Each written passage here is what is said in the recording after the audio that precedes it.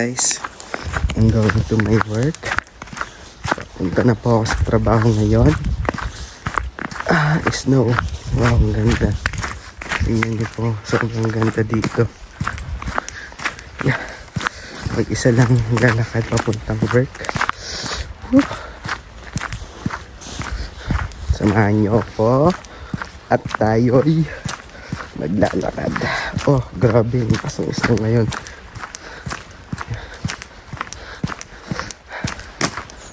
Okay. A few moments later.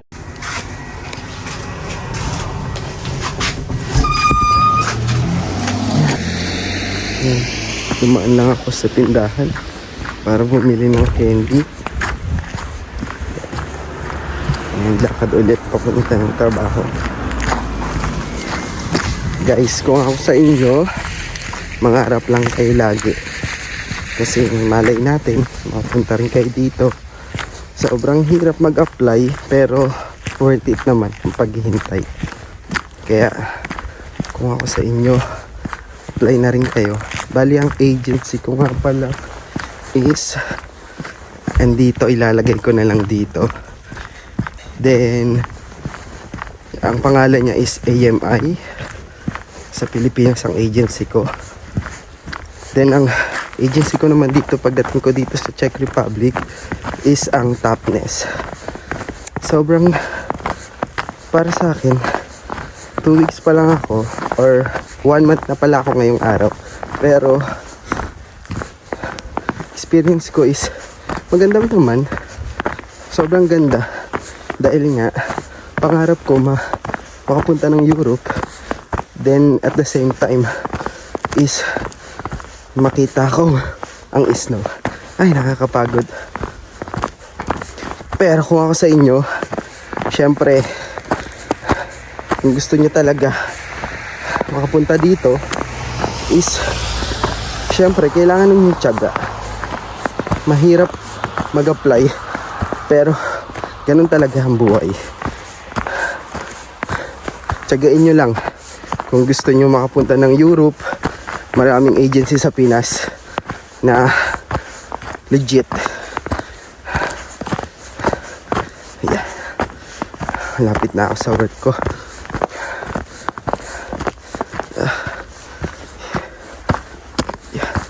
Sorry. Siguro ako. Yeah.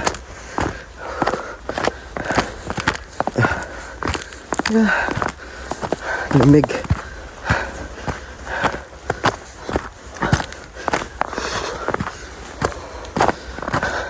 Sobrang ganda ng tanawin dito. Yan.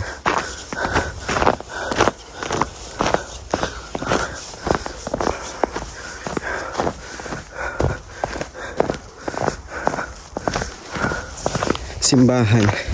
Dito nga pala ako dumaan sa tabi ng simbahan punta sa work.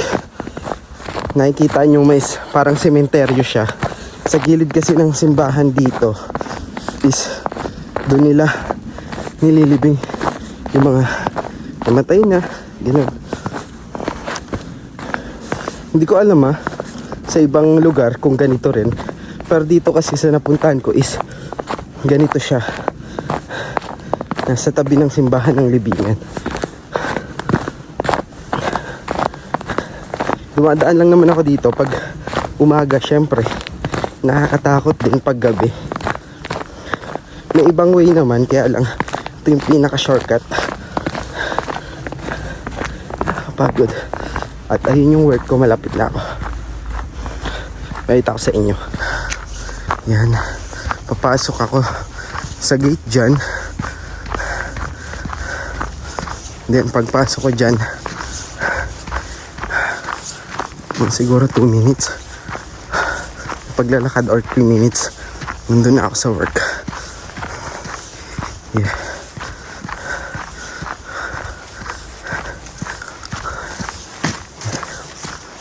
Doon sa taas. Yan. Ito yung hotel na pinapasukan ko. 5-star hotel. Then ito yung gate.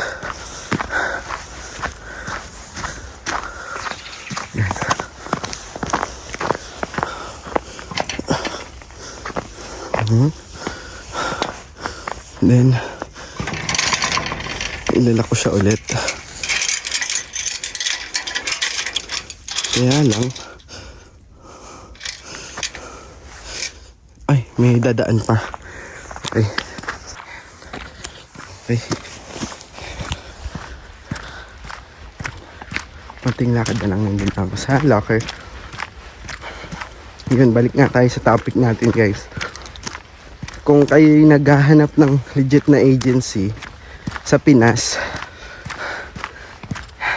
ang i-request ko sa inyo yung AMI kasi sobrang bilis nila mag-process. Then, sobrang bait pa ng nag-a-assist. Yun lang na may experience ko sa AMI. Then, lahat naman siguro sa abroad is provided lahat ng ticket, ng accommodation, pero hindi ko lang alam sa ibang agency kasi hindi ko rin naman alam yung ibang process. Pero kung gusto nyo pumunta ng Europe, bisitahin nyo lang yung AMI. Yan, marami silang napaalis na. Ako nagtry lang naman din ako. Yun, swertihan din, kaya lang syempre kailangan nyo ng tiyaga